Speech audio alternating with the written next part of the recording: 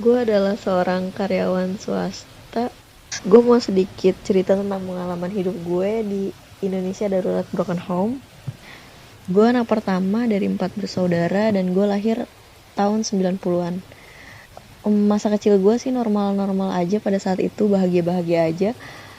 Berjalan sebagaimana mestinya anak kecil biasa. Gue juga lupa di umur berapa tahun, yang jelas SD. Kehidupan gue tuh jadi kayak nggak normal karena orang tua gue mulai banyak mengalami konflik-konflik rumah tangga. Sampai saat ini masih mengalami itu. Konfliknya adalah saat bokap gue main belakang sama nyokap gue, atau bisa dibilang dia selingkuh sih dari nyokap gue. Keadaan saat itu sih bokap gue sedang jaya-jayanya, lagi oke-okenya di usahanya dia, tapi dia mulai berulah gitu. Dia selingkuh dan nikah lagi sama dia nikah lagi sih sama perempuan lain tanpa seizin nyokap gue. Dan masih tetangga gue sih, tetangga dia tuh ngontrak di belakang rumah gue gitu, pendatang juga, bukan orang pribumi. Sebelum bokap gue ketahuan nikah lagi sama itu perempuan, sebenarnya udah agak kecium sih sama nyokap gue tentang perselingkuhan itu. Di situ jadi nggak beres gitulah kehidupan masa kecil gue gitu. Nyokap gue jadi sering berantem sama bokap sampai gue harus ngeliat nyokap biru-biru ya mukanya. Sampai kehidupan kecil gue tuh udah nggak asik lagi. Setiap kali gue main keluar, namanya gue hidup di kampung ya, jadi banyak banget gosip-gosip, terus banyak banget sindiran-sindiran, kayak bukan sindiran sih, kayak tetangga gue tuh kayak nanya gitu, gue tuh punya ibu baru ya gitu, terus bokap gue tuh punya istri baru ya. Menurut gue pertanyaan-pertanyaan yang gak pantas ditanyain sama orang seumuran gue gitu yang masih kecil pada saat itu ya. Dampak atau efek dari seringnya gue melihat orang tua gue berantem, dan seringnya gue disajikan pertanyaan-pertanyaan dari orang sekitar gue yang gak jelas. Gue terbentuk jadi orang yang gak senang gaul di area rumah gue, orang yang sedikit tertutup sama keluarga, dan anak yang punya yang masang tembok tinggi ke orang tua gue sendiri gitu. Gue jadi orang tertutup di rumah yang nggak hangat ke orang tua, tapi gue akan menjadi sosok lain ketika gue ada di lingkungan baru gue gitu. Gue akan menjadi orang yang ramai banget, yang bisa diajak ngomong. Tapi kalau udah sampai rumah, gue keluar rumah cuman untuk makan aja. Selebihnya gue ngabisin waktu gue tuh di dalam kamar. Terus interaksi gue di rumah tuh cuman kayak seadanya banget gitulah sama orang tua. Terus gue tuh nggak bisa, gue tuh semenjak saat itu ya sampai saat ini, gue tidak pernah merasakan betapa hangatnya keluarga gitu loh. Kalau orang bilang cinta pertamanya anak perempuan adalah ayahnya, tapi gue nggak ngerasain itu. Yang gue rasain adalah sakit hati pertama yang gue rasain justru gue dapat dari bokap gue sendiri. Seiring berjalannya waktu, bokap gue kayak nutup masalah ini banget kan, dia bertindak seolah-olah bahwa emang dia udah selesai sama istri mudanya yang kedua ini. Akhirnya case close, dia punya anak dari si istri keduanya, anak perempuan, dan sekarang sih udah gede banget ya anaknya. Menurut dia dan menurut keluarganya bokap gue sendiri, dia sih udah secara status sih udah cerai. Terus masuklah gue ke SMP. Gue pun lupa ya tepatnya di kelas berapa, tiba-tiba ada cewek nelpon gue. Dia nelpon gue dan bilang bahwa handphonenya bokap gue tuh ketinggalan. Jadi bokap gue tuh setiap hari Sabtu atau hari Jumat, gue lupa sih, dia tuh gak pernah pulang ke rumah dengan alasan dia tuh nginep di rumah gurunya gitu. Ternyata benar kata orang, sepintar-pintarnya orang nyembunyiin bangke, pasti bau busuknya kecium juga. Akhirnya bokap gue ketahuan dia nikah untuk yang ketiga kalinya sama perempuan yang umurnya sama kayak gue. Dia nikah lagi diam-diam tanpa sepertujuan nyokap gue. Tepat di malam itu, cewek itu tadinya nelpon untuk nanyain bokap gue ke gue gitu. Gue rasa sih itu cuman pancingan dia doang. Dia nanyain bokap gue, terus dia bilang ke gue bahwa handphone bokap gue tuh ketinggalan di rumahnya dia. Akhirnya di situ dia ngomong bahwa dia tuh istri bokap gue. Terus bad attitude sih orangnya kalau menurut gue, karena dia merendahkan gue dan merendahkan nyokap gue. Pada saat itu dia memprovokasi gue untuk emosi ke dia sih, untuk akhirnya gue keluar kata-kata yang tidak enak sebenarnya didengar atau diucapkan ke dia ya. Karena waktu itu gue SMP, terus jadi kayak gue tuh kayak belum siap lagi loh untuk ngerasain kecewa yang kedua kalinya ke bokap gue. Sampai pada akhirnya gue menanyakan hal itu ya ke bokap gue secara langsung, dan hebatnya malah gue berantem sama bokap gue yang sampai lempar-lemparan barang-barang. Bokap gue sendiri juga mengakui bahwa emang iya gitu, dia melakukan pernikahan yang ketiga kalinya di luar persetujuan nyokap gue sendiri. Jadi sakitnya tuh kayak terulang terus ya, dari zaman gue kecil sampai gue baru akan beranjak jadi remaja.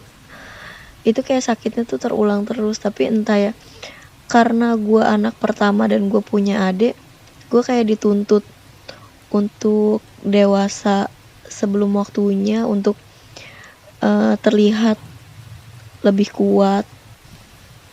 Kepercayaan gue ke bokap gue ya udah luntur gitu aja. Gue sampai gue kuliah, sampai gue menikah pun gue masih belajar untuk coba percaya sama bokap gue gitu. Walaupun ada satu momen gitu pada saat nyokap gue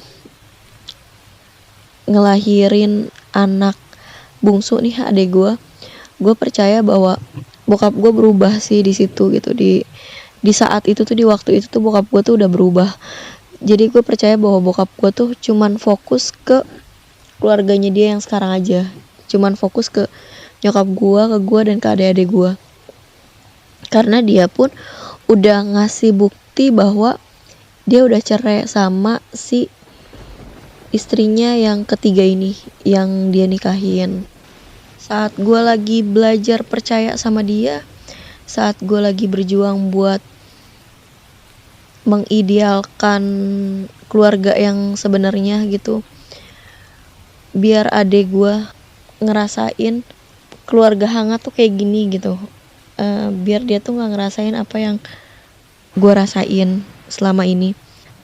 Di bulan-bulan terakhir 2020, nyokap gue banyak dapat kabar bahwa bokap gue tuh sebenarnya masih belum selesai gitu, masih belum cerai sama istrinya yang ketiga ini.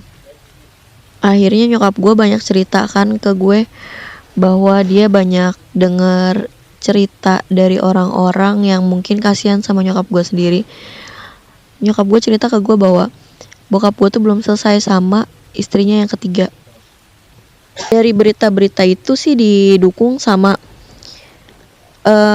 beberapa indikasi. Setiap abis maghrib tuh bokap gue tuh pergi dari rumah pulang jam 11 malam gitu. Sesuai dengan omongan yang ada di luar bahwa bokap gue tuh selalu pergi ke rumah istri mudanya malam.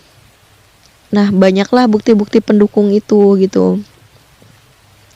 Gue tadinya nggak mau terlalu nanggepin ya, karena apa? Karena gue nggak mau sakit hati lagi, gue nggak mau kesel lagi, terus gue nggak mau ngebuka luka lama lagi. Terus gue masih mikirin gue belum siap gitu untuk ngadepin nanti reaksi gue akan seperti apa ya kalau misalnya emang ini benar kejadian lagi gitu. Nyokap gue setiap kali cerita sama gue pasti nggak pernah gue denger. Sekalipun gue denger, gue cuman bilang udahlah nggak usah dengerin apa kata orang gitu. Akhirnya karena keresahannya nyokap gue, dia sampai ngintilin bokap gue tapi nggak berhasil. Terus pakai cara kedua lah nge-tracking lewat Google lokasi bokap gue tuh ada di mana. Akhirnya gue inget banget di tanggal 1 Januari 2021 akhirnya bener kepergok.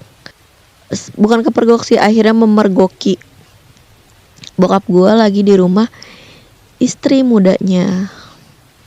Akhirnya nyokap gue dan adek gue gitu memergoki. Bokap gue lagi di rumah istri mudanya. Nggak lama dari nyokap gue pulang mergokin, bokap gue pulang, gue ajakin ngomong. Tapi gue nggak tahu ya jalan pikirannya kayak gimana. Dia berpikir bahwa saat dia diajak diskusi sama gue dan adek gue, dia mikirnya dia kayak lagi dihakimin gitu sama gue dan adek gue. Gak ngerti sih, padahal gue di situ posisinya menurut gue sedang bertanya secara baik-baik ke bokap gue dan lagi nanya apa maksudnya, terus kenapa gitu bisa melakukan hal ini lagi. Dia cuman bisa cengenges, terus tetap sama teguh dan keras kepalanya dia bahwa dia cuma bilang ya emang masalah rumah tangganya cuman ini doang dari dulu gitu. Emang dari dulu tuh dia tuh udah kayak gini gitu, udah sering nikah lagi. Tapi jawaban kayak gitu tuh tidak memuaskan gue dan adik gue. Gue cuman mau tahu kenapa gitu masalah kayak gini malah dipelihara. Dia sih cuman jawab dia cuman lagi sedang berusaha bertanggung jawab aja atas tindakannya dia gitu. Menurut gue ya, dia kan sudah gue cuman minta komitmen mana yang mau dia pegang gitu. Apakah komitmen dia bersama nyokap gue atau bersama wanita itu. Tapi di situ dia nggak bisa milih kan, dengan alasan anak. Dia punya anak 2 akhirnya dari si wanita itu. Dia punya anak 2. Dia bilang ya dia nggak bisa milih karena alasan anak. Menurut gue jangan jadikan gue menuntut ke bokap gue. Ya gue sih terserah ya di sini mau dibilang gue tuh egois atau serakah untuk menguasai bokap gue. Karena menurut gue bokap gue masih haknya gue dan nyokap gue gitu secara kesahan. Walaupun gue tahu pernikahan dia dengan istrinya yang ketiga ya ini pun sah secara agama. Cuman kalau bicara soal kasihan ke anak dan tanggung jawab ke anak, gue kurang setuju untuk menyangkut pautkan komitmen pernikahan dengan tanggung jawab ke anak gitu.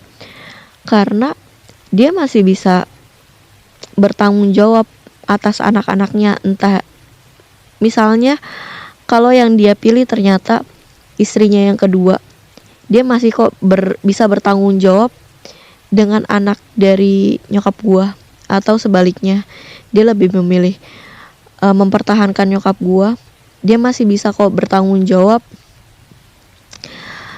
ke anak dari istri mudanya itu. Menurut gua sih kayak gitu ya. Di puncak malam itu, di puncak malam gua diskusi sama bokap gua, banyak omongan-omongan yang keluar dari mulutnya dia yang menurut gue tuh nyeleneh, sampai gue memutuskan untuk udahlah gue cabut aja kali ya dari rumah ini gitu, dari rumah orang tua gue.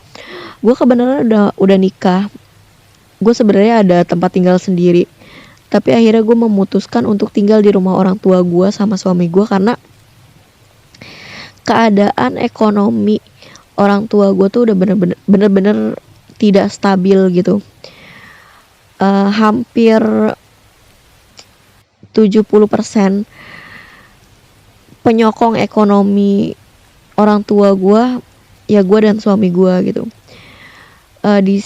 Sebelum bokap gue ketahuan kepergok sama nyokap dan adik gue coba untuk tidak egois terhadap kehidupan gue sendiri.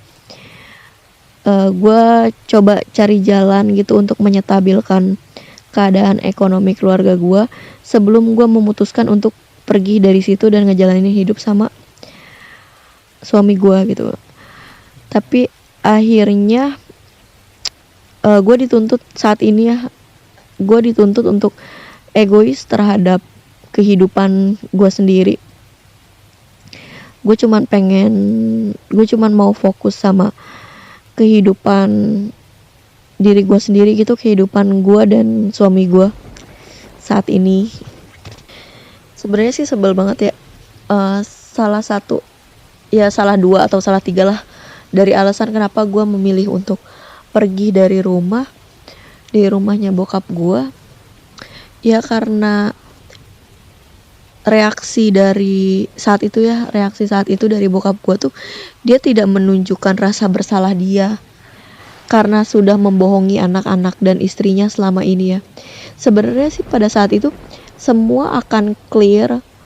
Gue mungkin akan lebih memaafkan bokap gue kalau bokap gue lebih mau merendahkan dirinya gitu, merendahkan hatinya untuk mengakui salahnya dia terhadap anak-anaknya karena dia udah berhasil membohongi anak-anak dan istrinya selama ini gitu. Tapi dengan angkuhnya, dengan sombongnya, bokap gue tidak mau mengakui kesalahannya dia. Dia malah meminta gue dan adik gue untuk coba bersikap netral, memposisikan gue dan adik gue ada di tengah-tengah di antara istri mudanya dan nyokap gue. Gue rasa siapapun gak bisa ya kayak gitu. Mau gimana pun nyokap gue adalah keramat hidupnya gue gitu.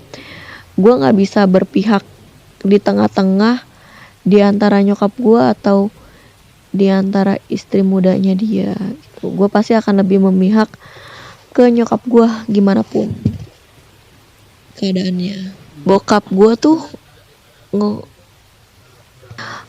itu ada unik. Dia membicarakan mengenai sebab akibat, kenapa gitu. Gue dan adik gue dituntut untuk berpikir gitu, berpikir sebab akibat kenapa bokap gue bisa sampai, gue anggap ini selingkuh kali ya, soalnya dia menikah berkali-kali dengan wanita lain tanpa persetujuan dan tanpa sepengetahuan nyokap gue gitu. Dia minta gue berpikir untuk sebab akibat kenapa bokap gue bisa nikah atau mencari kesenangan bersama wanita lain gitu.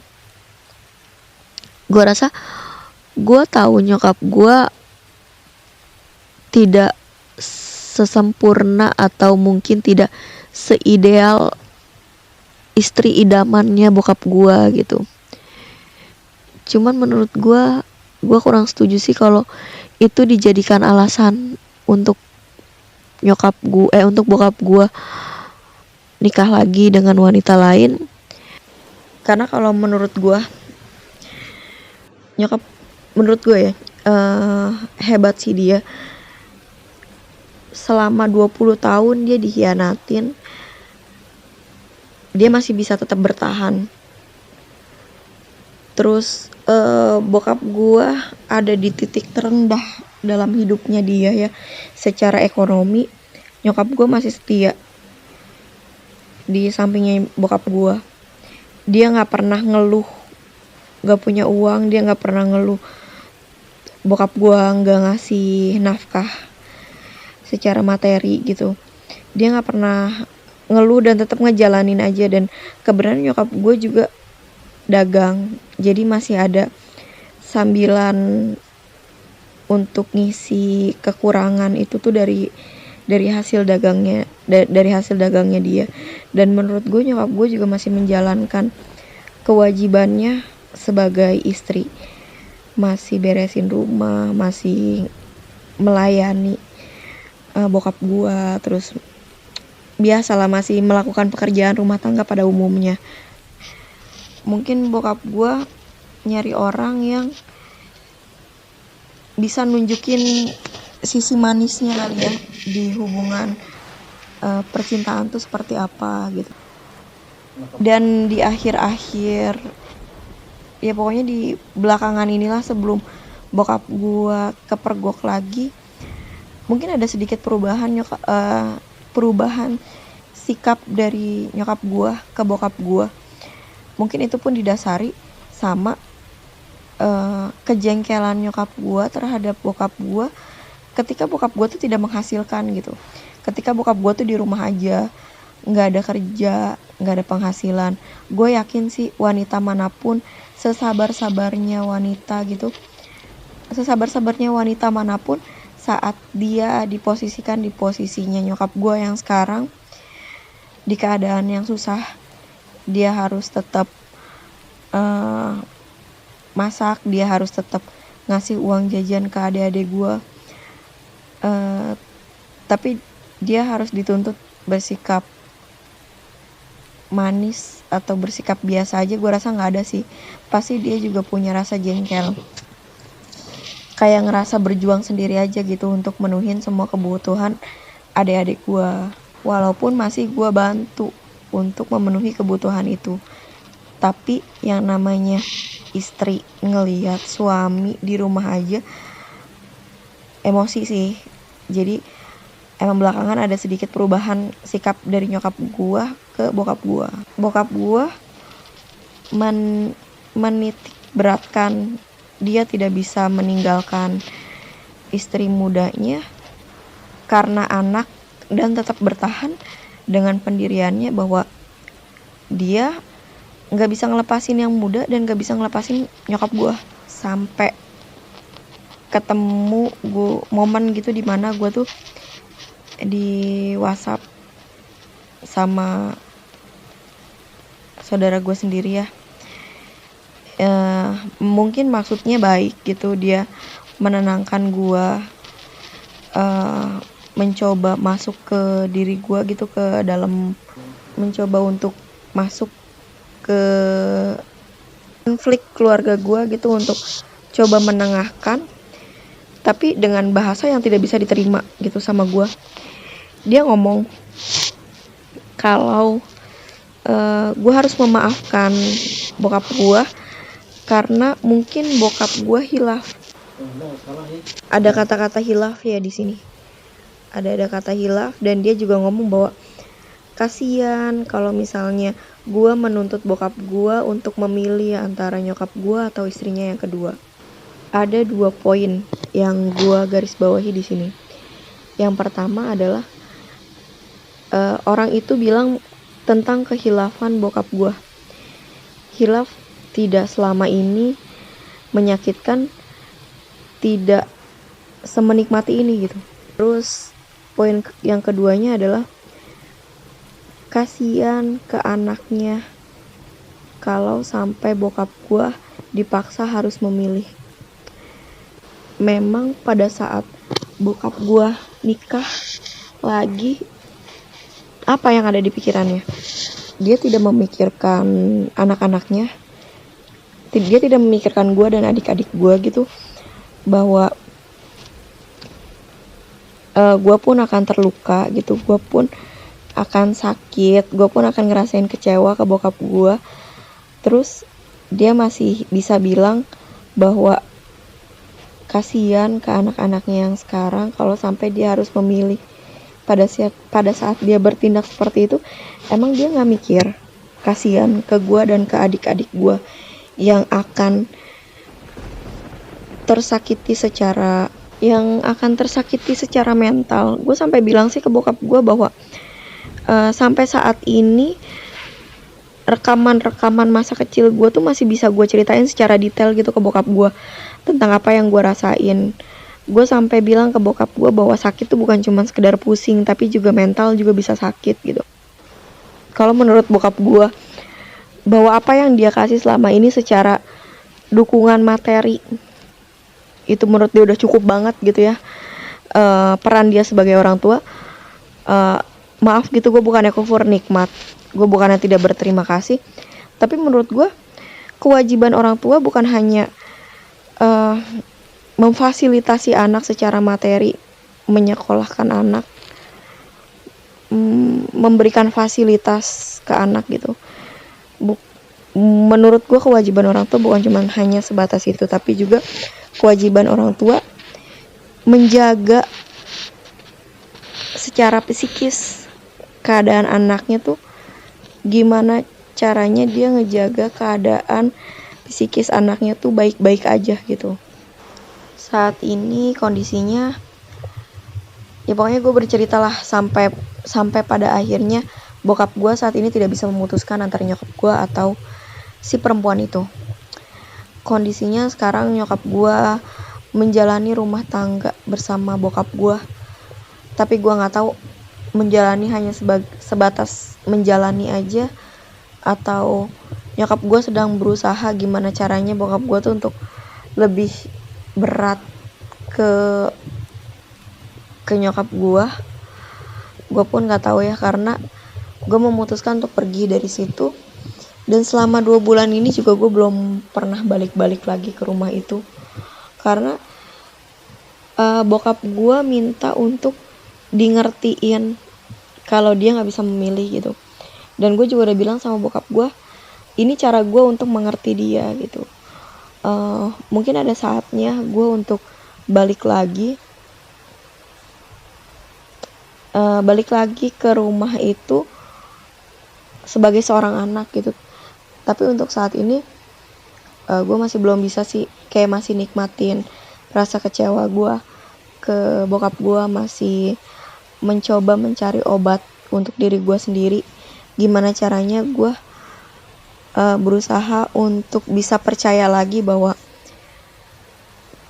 cinta tuh gak sekeruh cinta bokap gue dan nyokap gue gitu tampilannya.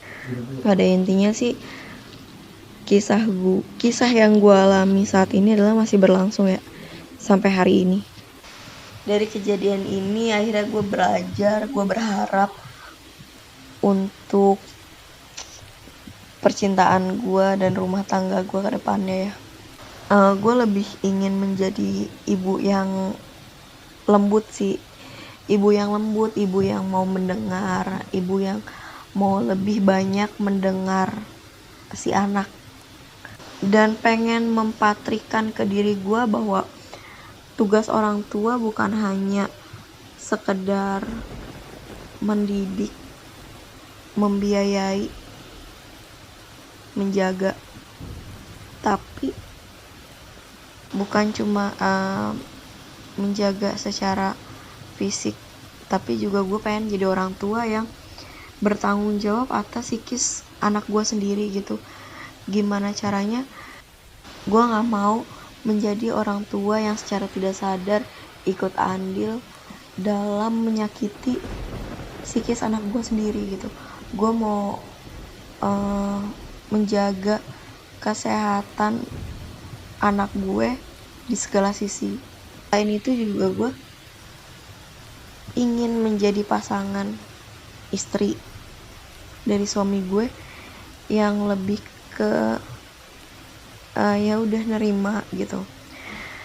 Lagi-lagi gue pengen menjadi istri yang lebih mau mendengar. Ya pokoknya gue tuh ingin menjadi istri yang emang sesuai dengan kodrat gue gitu sebagai istri, menjalankan seideal mungkin istri menurut pasangan gue gitu. Karena beda-beda orang, beda-beda standar keidealannya. Jadi gue ingin menjadi istri yang ideal menurut suami gue sendiri. Mari kita saling mendoakan, saling menguatkan, dan tetap semangat. Wassalamualaikum warahmatullahi wabarakatuh.